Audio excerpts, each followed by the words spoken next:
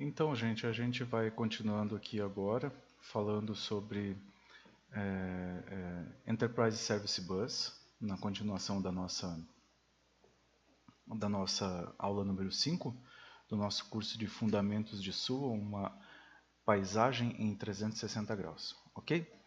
Então, aqui, olha só, a gente falou até agora sobre sobre infraestrutura orientada a serviços, a gente falou sobre computação em nuvem, que tem a ver com infra, com os serviços da parte de TI, né, do Infrastructure as a Service, Platform as a Service, nós falamos do Software as a Service, nós falamos do Business Process as a Services, ok? Bom, aí tem uma figurinha que é uma tendência nas grandes empresas hoje, porque ele resolve um grande problema, né? Lembra que a gente falou daquele data center fraturado, daquele fragmentado, né, das infraestruturas fragmentadas, ok? Isso acontece, então, reflete, obviamente, nos processos de negócio, né?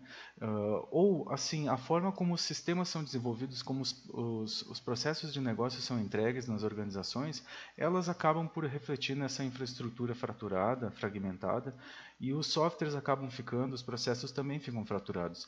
Eles ficam em silos departamentais. Ok? Então eu tenho processos, eu tenho infra, eu tenho processos, eu tenho aplicações, e eu tenho infra totalmente dedicada. Ok? Então tenho aplicações fragmentadas e implementadas em diferentes departamentos e unidades de negócio que se tornam ilhas de dados e processos, os famosos silos. Ok? E aí como que eu faço para integrar e para consolidar esses dados e processos de uma maneira flexível ao longo de toda a empresa? E é essa a pergunta que o ESB se propõe a ser a resposta. Okay? Na verdade, nessa animação aqui você vê que o processo ele sai daqui do departamento e ele passa aqui para uma figura centralizada que unifica esses processos numa visão única, de uma forma unificada. Então, essa é a função do ESB, é trazer isso para uma centralização, para uma visão unificada, quebrar com esse modelo fragmentado e passar a trabalhar com um modelo onde tanto a parte de dados ela seja mais fluida e possa ser reutilizada entre várias aplicações e vários processos, ok? E é um grande desafio, ou seja, para você conseguir implementar uma arquitetura SOA, né, para você conseguir implementar SOA de verdade, você tem que romper com esse paradigma aqui. Você tem que sair do modelo de silos e passar para um modelo, sair do modelo de infraestrutura fragmentada, de aplicações fragmentadas, processos fragmentados, de silos departamentais, ok? Para um modelo onde é tudo uma coisa só, tudo é tratado como uma coisa só e você consegue unificar tudo numa única perspectiva, ok? Então, você tem, no tradicional, você tem aquele modelo espaguete de integração, onde os sistemas eles se comunicam direto uns com os outros de determinadas formas específicas, por exemplo, através de HTTP, RPC, EJB, né, esse aqui se comunicando com esse por EJB, esse por JDBC, esse trocando arquivo com esse aqui, esse com esse, é a famosa arquitetura espaguete, certo? O modelo de integração pregado pelo USB, ou seja, ele troca por isso aqui, os seus sistemas estão todos conectados pelo barramento de serviços, né, que ele é sempre essa figura desse cano, né, que na verdade o que temos aqui é uma rede,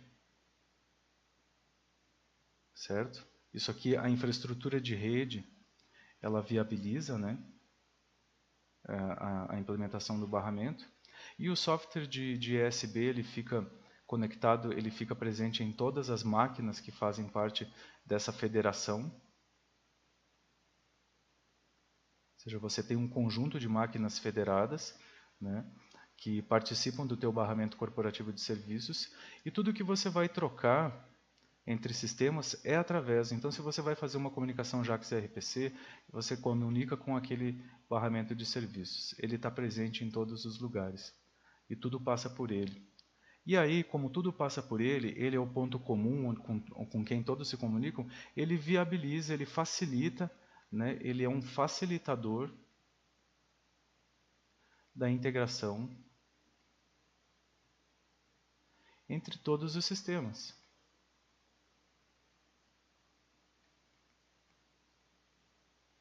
E ele utiliza uma infra compartilhada e federada. Ok?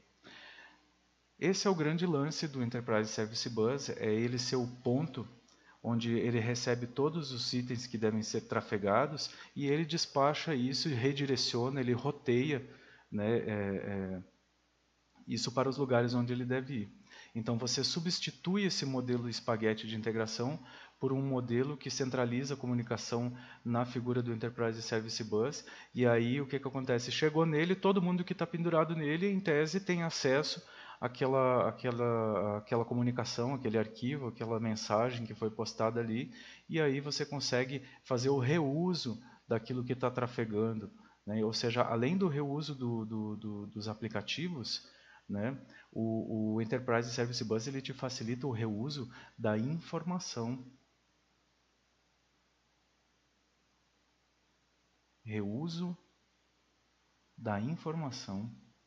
Aquela informação que você está trocando, por exemplo, está acontecendo uma transação no teu sistema, uma transação de emissão de uma nota fiscal, aquele dado daquela nota fiscal que está trafegando entre um servidor e outro, né, entre a tua máquina que está pendurada na intranet e o servidor onde está a aplicação, essa mensagem que está trafegando aqui, ela pode ser reutilizada por um outro sistema para fazer planejamento de estoque, etc. e tal, de uma maneira completamente...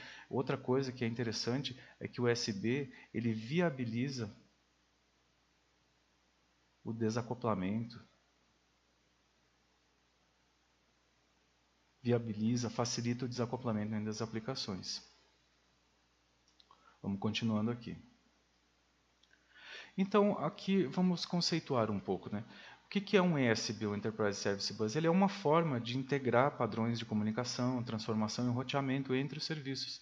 Ou seja, você coloca ele aqui como um grande tubo, né, onde passam os dados, né?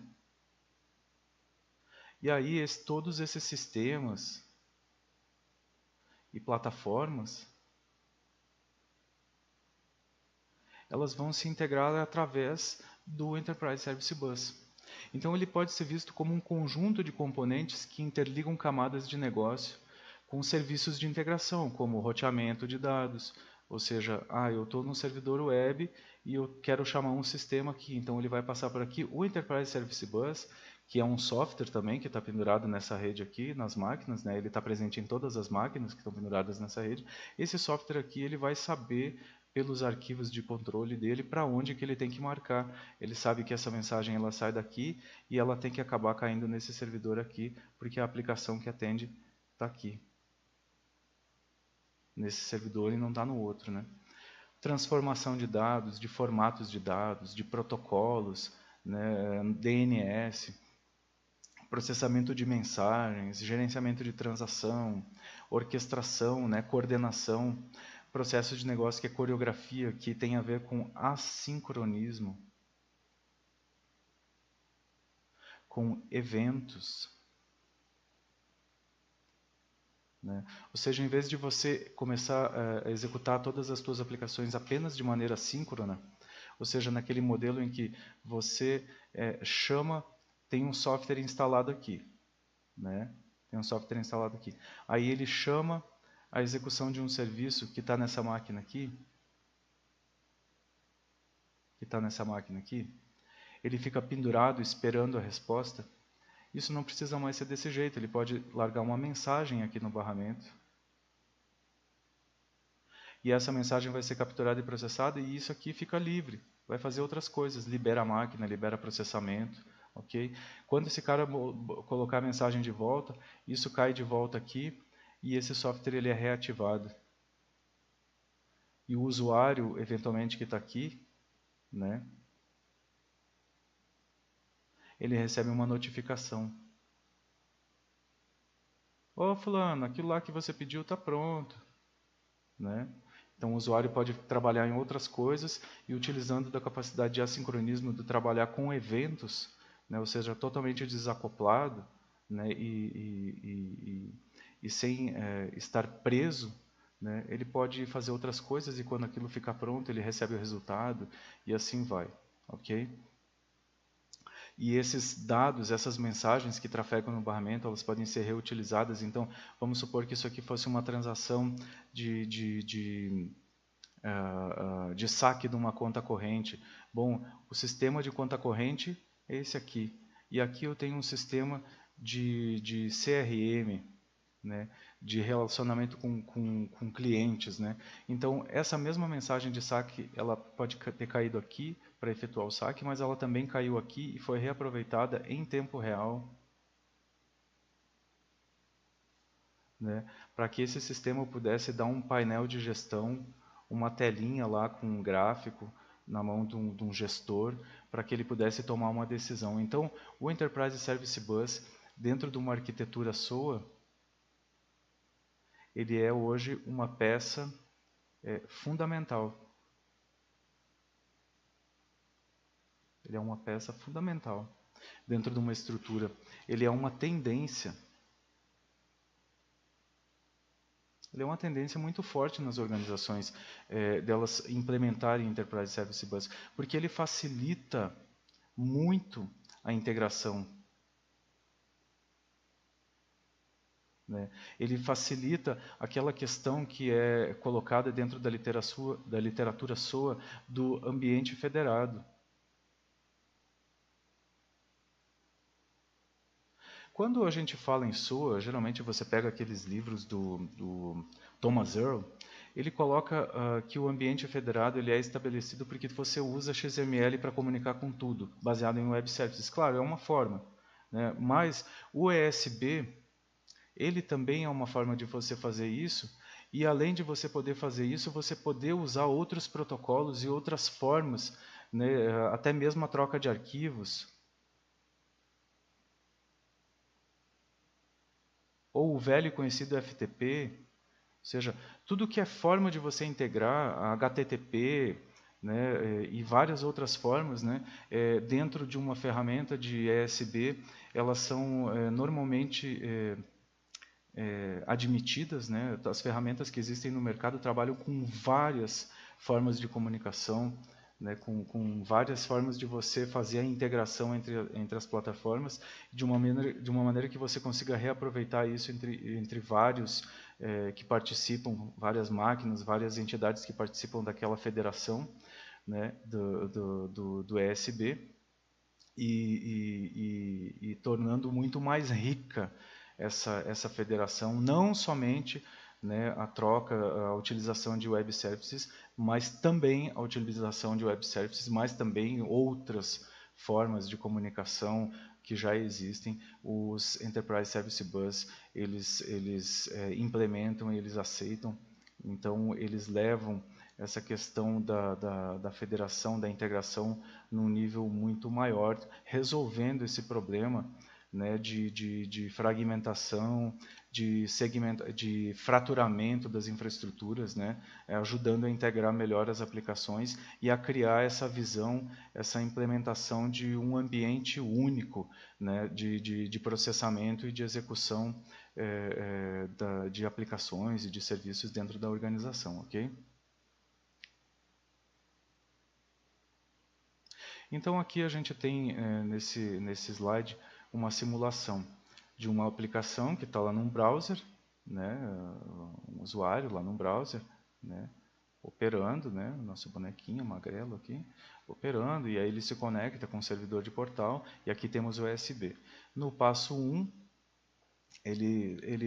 isso aqui tem um conector, né, que está pendurado no barramento, aqui uma aplicação de back-office, ok? e aí ocorre um processamento, né? Aí ele executa um serviço, né, que está hospedado numa outra máquina, né, um web service, através de HTTP. Aí vem os passos de validar, acrescentar dados, transformar, rotear e achar a aplicação de back-office.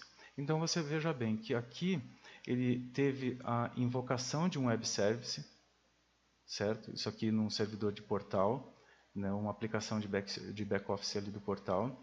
Ele teve a invocação de um web service, e aí ele validou, acrescentou dados, enriqueceu, também é um termo para isso aqui, transformou protocolos, executou o roteamento e chegou lá na máquina, na infraestrutura onde estava a aplicação de back-office, certo? E isso tudo está vinculado a um modelo de processo, né? Você faz isso aqui dentro de um modelo de processo, ok? E aí essa mensagem que voltou na resposta, né, dessa aplicação de back-office, ela gerou uma transferência de arquivo de FTP, gerou um e-mail, né, um SMTP, gerou um e-mail para uma parte interessada, ok? E isso tudo, claro, aconteceu utilizando-se de caches, né, de configuração, de roteamento e tal, que os Enterprise Service Bus, essas ferramentas, elas se utilizam de caches, né, de arquivos onde estão os dados, né, que ajudam elas a rotearem para os lugares certos, fazer as transformações, acrescentar os dados, esses serviços básicos, né, validação, transformação, enriquecimento, roteamento, orquestração, né, que chamam de VETRO, né, o acrônimo VETRO, né? Isso aqui está tudo configurado em caches, né? E aqui você tem um serviço de orquestração, né, onde você parametriza também toda essa sequência que, olha, você vai pegar e exatamente esse serviço vai cair aqui, vai executar esse componente aqui, lá na aplicação de back-office, né, mas depois essa mensagem, quando trafegar, vai passar um arquivo, né, vai passar o arquivo lá via FTP para tal sistema, né, e vai mandar um e-mail para fulano de tal, etc. e tal. Tudo isso é configurado, né, num modelo de orquestração, certo? E aí você recebe a resposta desse web service que vai cair lá para o seu cliente, né, tudo bonitinho. Tudo isso aconteceu de uma maneira bastante integrada, né, dentro de um ambiente federado, onde estiveram presentes aqui uma, duas, né, 3, 4 máquinas, 5 envolvidas nesse processamento, todas elas se comunicando através do barramento, né, dessa rede, né, integradas através de uma rede, e em cada máquina tinha esse software de ESB instalado em cada uma delas, né, para fazer essas comunicações, consultar esses caches e saber ficar escutando as mensagens que estavam trafegando ali no barramento e poder cada um fazer o seu papel dentro daquela estrutura que foi configurada naquela orquestração, né, e que estava guardada nos caches de cada maquininha, dizendo qual que era o papel dela, né, em cada etapa desses processamentos aqui, né? E tudo isso, né, também, além de resolver o problema da própria transação, né, fica sendo escutado, o barramento serve para que ele possa capturar esses dados e abastecer painéis de gestão, que é o nosso famoso BAM, Business Activity Monitoring, ou monitoração de negócio em tempo real. Ou seja, além de você romper com aquela estrutura fraturada, com aquela infraestrutura fragmentada, né, espalhada em vários departamentos, além de você unificar isso tudo, facilitar a integração entre eles, né, facilitar a troca de informações, a reutilização das informações, você ainda, né, entrega mais esse valor aqui para a área de negócio, que é a possibilidade dele estar olhando para esse barramento e vendo o que está acontecendo em termos de negócio na empresa em tempo real, né, e está agregando muito mais valor ao negócio em termos de informação, né, de rapidez de você saber essa informação, que propicia para a empresa a capacidade dela tomar decisões muito mais rapidamente, né, e hoje em dia, no ambiente competitivo que a gente tem, isso é muito, né. Ok, e a gente segue agora falando do Service Registry. Service Registry, que a gente aproveita e inserir aqui, ele faz parte do edifício SOA, né? A gente insere ele no contexto dessa aula sobre ESB, mas porque todas as ferramentas de mercado de Enterprise Service Bus, geralmente elas já vêm com a sua própria ferramenta de Service Registry, muitas delas baseadas no padrão Opa, fiz um cocô aqui. Não. Voltamos. Muitas delas baseadas no padrão o DDI, né, que é o padrão básico de Service Registry para Web Services, né? Então, por isso, eu incluí essa discussão sobre Service Registry dentro do contexto do Enterprise Service Bus. Okay? O que acontece aqui? Isso aqui é uma das filosofias basilares do SOA, porque a ideia é a seguinte: você é um provedor de serviço, certo? Você tem lá uma aplicaçãozinha que é sob a forma de serviço.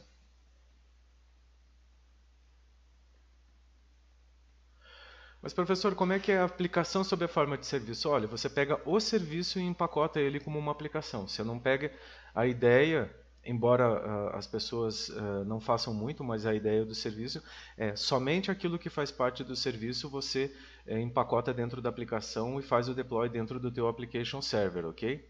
Então você vai lá e instala ela num servidor de aplicação, como tem nesse desenho aqui, certo?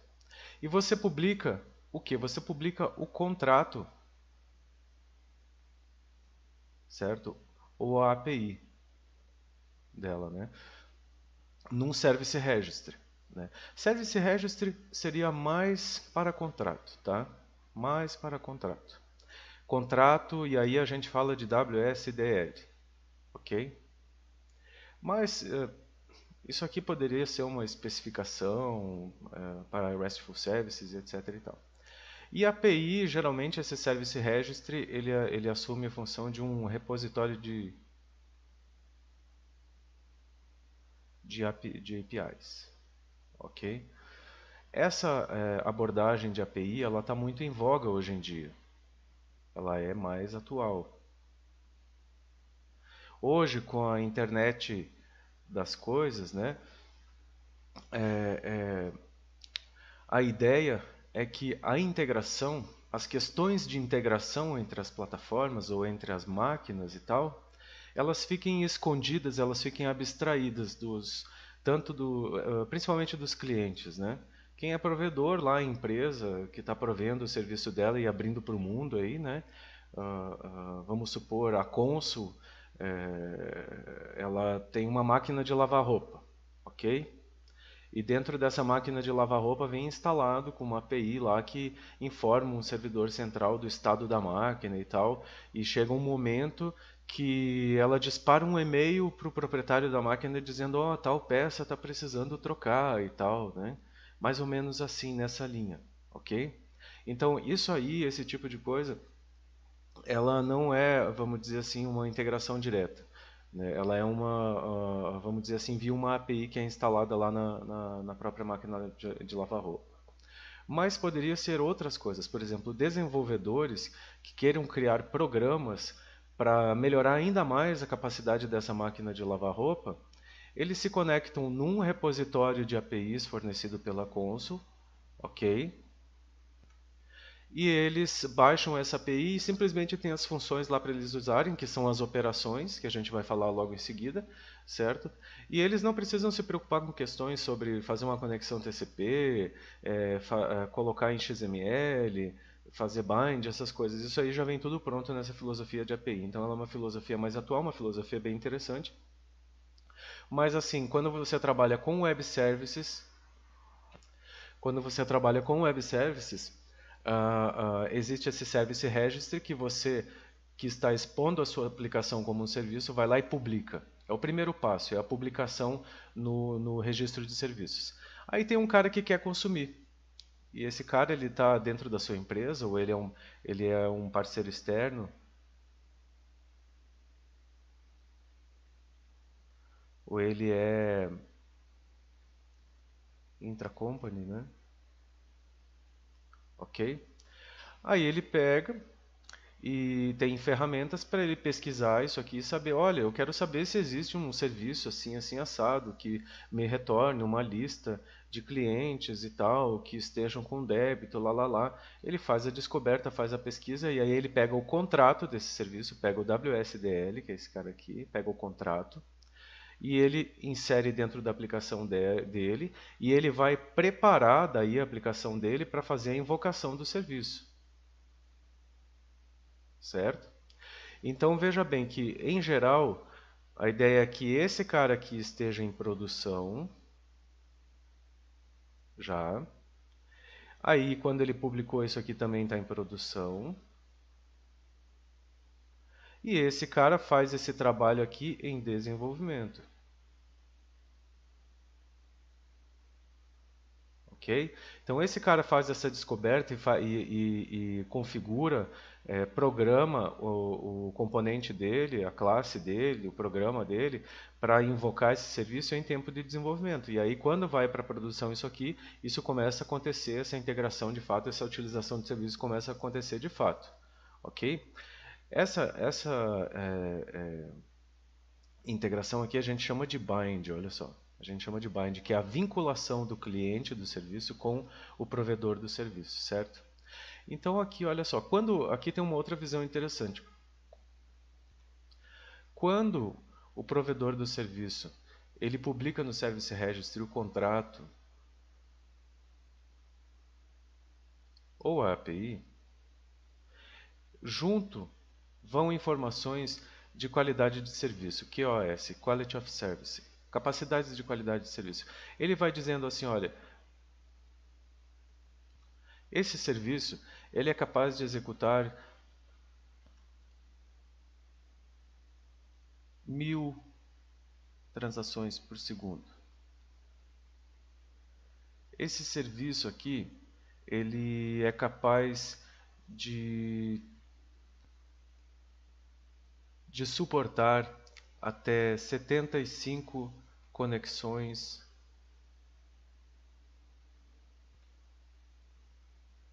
simultâneas. Esse serviço ele está disponível entre 7 e 23 horas. Ok? Então, são os parâmetros de qualidade de serviço, de capacidade de serviço que definem um serviço que foi publicado no Service Registry, que teve o seu contrato, né, publicado no Service Registry, ok? E aí, o que acontece? Por sua vez, o cliente de serviço ele tem os seus requisitos de qualidade de serviço, QoS Requirements, né? Esse cliente de serviço, quando ele vai querer executar, ele sabe que o sistema, que a aplicação que ele tem que atender, né? Ele tem que atender determinados níveis de qualidade de serviço. E aí, ele também nessa fase da descoberta, ele descobre, tenta pegar um serviço que atenda essas capacidades, né? E é óbvio que se ele não encontrar, mas se tiver um serviço lá que seja o que ele quer, mas que não atende isso aqui, ocorre todo um processo de negociação e etc e tal, né? Mas, ao estabelecer essa ligação, existe então um acordo de nível de serviço entre essas duas partes, porque esse cara aqui, quando ele publicou, ele se comprometeu com determinado nível de capacidade, e esse cara aqui disse, olha, isso aqui casa com aquilo que eu preciso, né? Isso aqui ele casa com isso aqui que eu preciso, certo?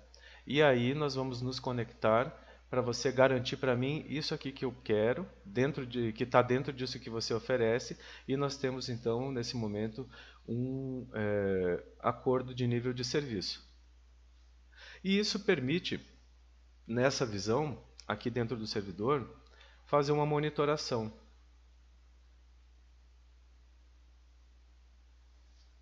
ok? Uma monitoração, ou seja, eu tenho tantos consumidores pendurados e eu estou garantindo, eu tenho N consumidores e eu estou garantindo uma capacidade de serviço X para todos vocês. E aí permite fazer a gestão, né, desse nível de capacidade para trabalhar questões como escalabilidade, né, principalmente escalabilidade, né, ou seja, quando que eu vou precisar duplicar uma máquina virtual aqui, uma infraestrutura virtual para dar mais vazão, ok, para atender mais esses serviços, certo? Então, gente, essa questão do Service Register aqui, ela é uma questão central em SOA. Ela é central, ela tem a ver com um princípio de SOA, que é o princípio da descoberta de serviço.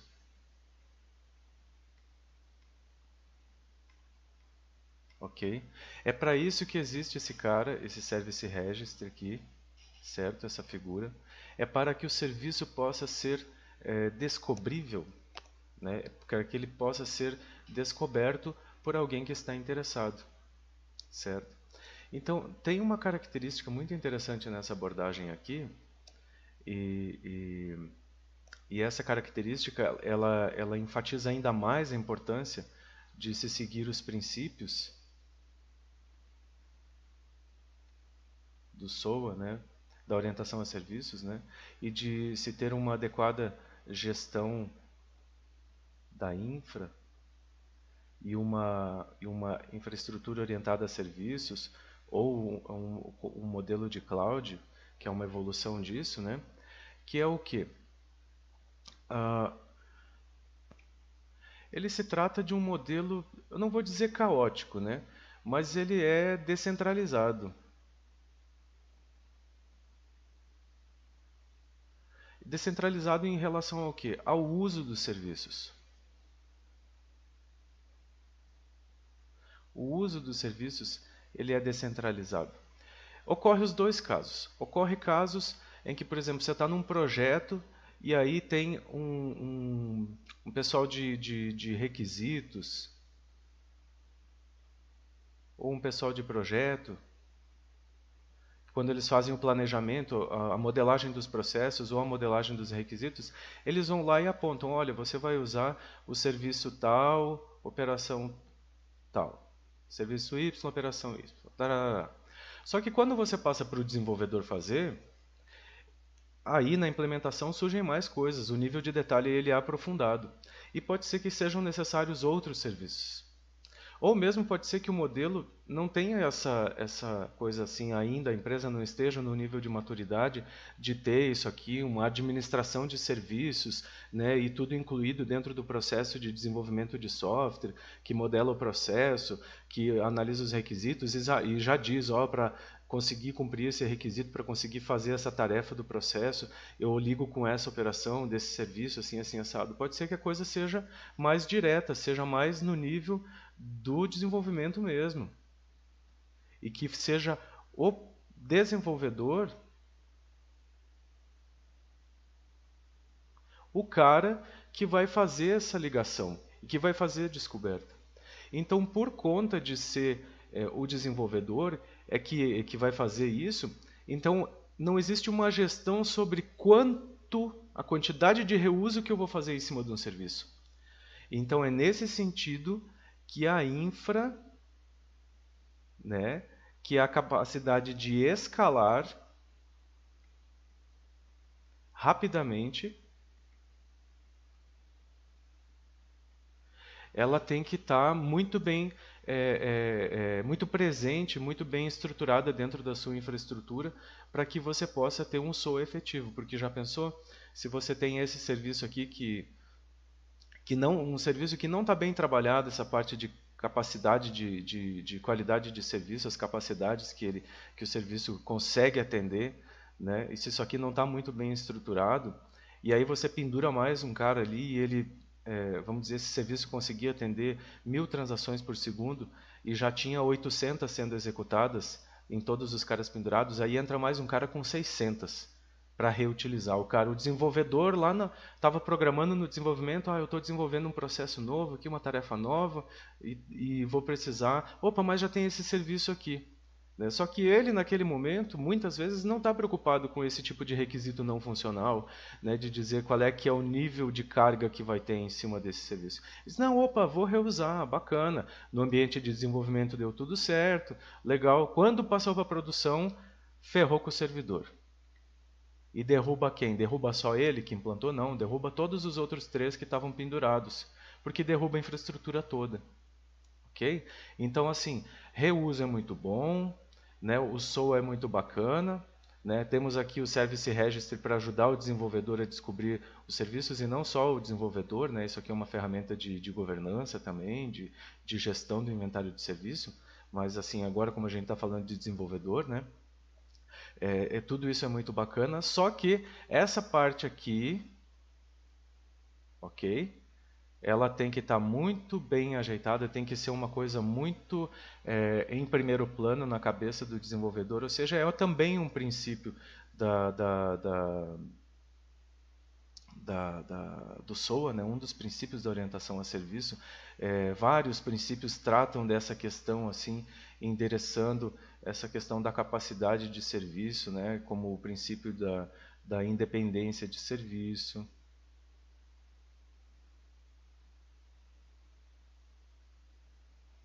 Certo? O princípio do stateless. É trabalhar sem estado, seja para não consumir memória, né? Mas então essa é a questão importante aqui, um ponto legal da gente enfatizar essas questões todas aqui, certo? De sempre, né? Pode ver que eu sempre, quando eu falo de SOA, eu não me preocupo só no software, só nessa abordagem. Esses desenhos aqui são desenhos antigos já, são desenhos tradicionalíssimos em SOA, né?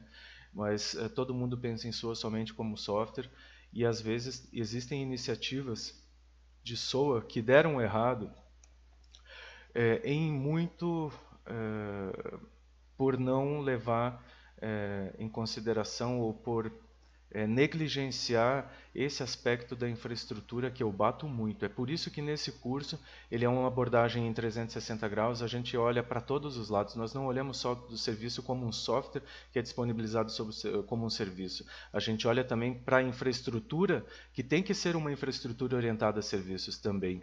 Por quê? Para atender serviços. Né? Ou seja, uma infraestrutura que é construída para viabilizar que arquiteturas orientadas a serviços possam executar de maneira efetiva e trazer os benefícios que o negócio espera dela mesmo, né, gente? E aí a gente finaliza essa aula sobre Enterprise Service Bus aqui com o barulho dos passarinhos, né? Porque o meu estúdio aqui ele ainda é um estúdio bem caseiro. Estou para providenciar um isolamento de som, né, galera? Mas assim peço perdão para vocês por alguns eventuais barulhos de fundo que aconteçam aí. Mas acredito que o conhecimento que eu estou trazendo aqui para vocês ele vale a pena de repente algum barulhinho chato aí, né? Às vezes um caminhãozinho passando, uma coisa. Eu tento pausar aqui quando acontecem esses barulhos, né? Mas no futuro aí a gente vai ter uma sala melhor aqui para vocês, tá legal? Então eu vou terminar essa aula aqui apresentando para vocês alguns grandes players do mercado de Enterprise Service Bus e de Service Registry junto por tabela, né? A Oracle tem o seu Oracle Service Bus, né? Que é uma suíte completa, né? Voltada para a SOA, né? Essa parte aqui é mais o Service Bus. A Tíbico, que é um grande player, tem produtos excelentes nessa área. Outro cara bom nessa área aqui é esse Mule ASB, e eles pregam muito a adoção da abordagem bottom-up. Né? Temos aqui a IBM também, tem bons produtos nessa área. Talend, Fuse Source da Red Hat, né, que tá JBoss, né? Galera do Java que com certeza já ouviu falar disso aqui. Tem esse cara aqui, também não é muito conhecido, WSO2, mas dizem que é muito bom. Então assim, existem várias alternativas, né, de produtos, assim, quem quiser testar, existem versões desses produtos para você baixar e fazer fazer POC, né, fazer prova de conceito. Né? Então, o mercado tem várias alternativas tanto pagas quanto mais abertas, né, e excelentes alternativas nesse quesito de Enterprise Service Bus, de ferramentas de ESB. Ok? E vocês vão ver no decorrer dessa discussão, quando a gente for falar de orquestração de processos, essa coisa toda, esses mesmos players aqui vão ser os caras que também têm ferramentas aí de orquestração de processos, coreografia de processos, ferramentas de BAM, né, ferramentas de CEP, né, BAM é Business Activity Monitoring, CEP é Complex Event Processing, ou seja, eles geralmente vendem suítes completas de SOA, né, suítes completas para automação de SOA, né, porque eles não conseguem vender a parte de SOA que você tem que fazer na sua empresa, que é a parte de governança, que é a parte de treinar as suas pessoas, de implementar uma cultura SOA dentro da sua empresa, ok? Essa parte eles não vão conseguir fazer, mas eles têm a parte de software, né? Tem coisas muito interessantes, coisas muito boas, cada uma com seu ponto mais forte, com seu ponto mais fraco, mas de uma maneira geral todos são excelentes fornecedores, ok? Então, pessoal, terminamos aqui essa parte 5 da nossa aula 5, né? Essa aula 5 que acabou se transformando em várias aulas, mas é porque aqui a gente cai um pouquinho mais dentro de tecnologia, a gente explica mais um pouco de todo o arcabouço de SOA, né? E nas próximas aulas, após a aula 5, a gente vai entrar em outros aspectos também mais de governança, mais também tão importantes quanto esses dentro do mundo SOA. Espero que vocês estejam gostando do curso, né? E percebendo assim que a minha ideia aqui é passar para vocês realmente uma visão de 360 graus, uma paisagem completa, ou seja, você olha para um lado, você vê lá o ESB, você olha para outro lado, você vê, olha, mas precisa de infraestrutura com a SOI, né? Você olha para outro lado, não, mas tem governança. Você olha para lá e diz, não, mas tem o processo também, que tem que ajeitar o processo de desenvolvimento. Tem o BPM, para o gerenciamento de processos de negócio, ou seja, o SOA, né? Tem o ITIL, que também fala de serviços, e aí a gente já começa a juntar tudo isso com Cloud Computing, aí a gente vai na direção da TI orientada a serviços, que é o rumo que a TI está indo, sabe? Então, é essa paisagem toda que eu quero que vocês percebam, para que quando vocês forem discutir SOA dentro das organizações de vocês tenham essa visão ampla do que é o SOA, para poder levar para dentro das organizações de vocês as opiniões, os pareceres de vocês, o trabalho de vocês no sentido de terem iniciativas SOA que tenham tendência altíssima de sucesso. Tá legal, pessoal? Então, obrigado por enquanto e até a próxima aula.